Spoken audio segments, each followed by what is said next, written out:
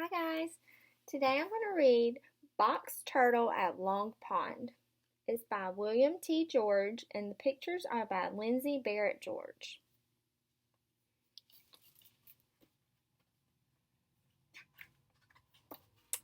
It is dawn at Long Pond.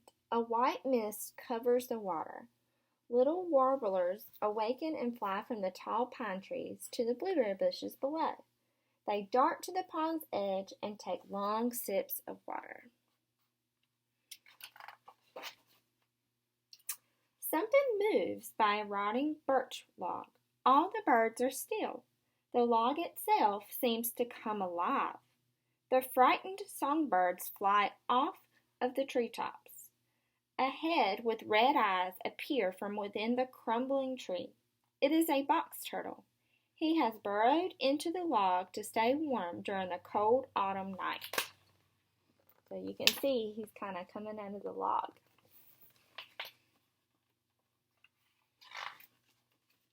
The turtle slowly makes his way down to the pond. He carefully stretches out his neck to drink. Box turtles cannot swim.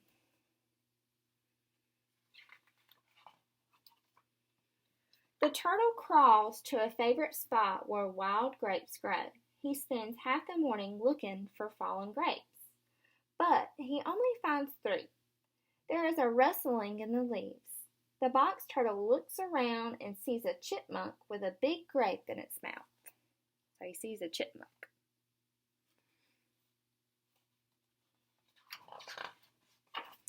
The sun is high overhead. The morning chill is gone. The turtle looks for a rock out in the open fields and basks in the hot sun. He closes his eyes, but is still aware of the sounds around him. So he's just kind of laying there in the sun. Gray clouds move in. A breeze turns over the leaves on the maple trees. The box turtle opens his eyes. He senses rain and he heads uphill. The turtle finds shelter under an old apple tree. It rains most of the afternoon.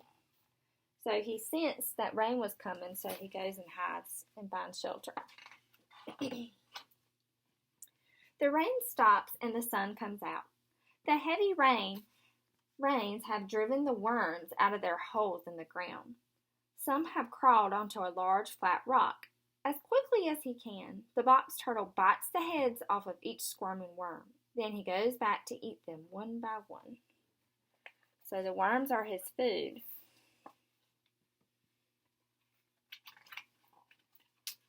A young raccoon walks up to the stone. She is also looking for worms.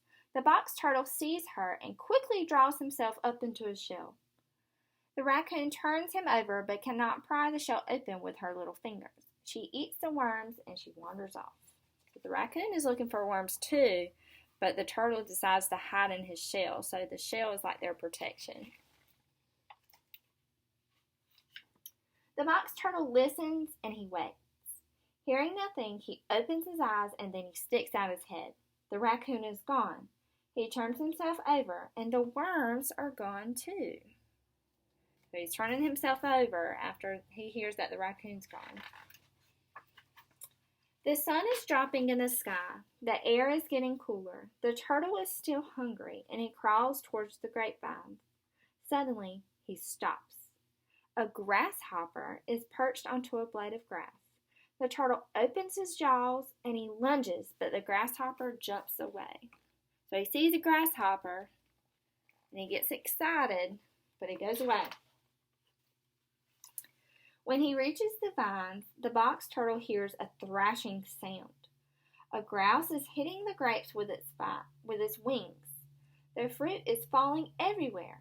Another grouse is feeding on the ground. He is frightened by the turtle and he flies away. The box turtle eats the grapes until he is full. So he sees what looks like a bird and he's hitting the vines and the fruit's falling. And so when the bird sees the turtle, they get scared and fly away. So now the turtle can eat all the grapes that are on the ground. The sun sets off on the far side of Long Pond. The evening air grows colder. The box turtle burrows into the soft pine needles to stay warm and closes his eyes. It has been a long day. The end. Bye, guys.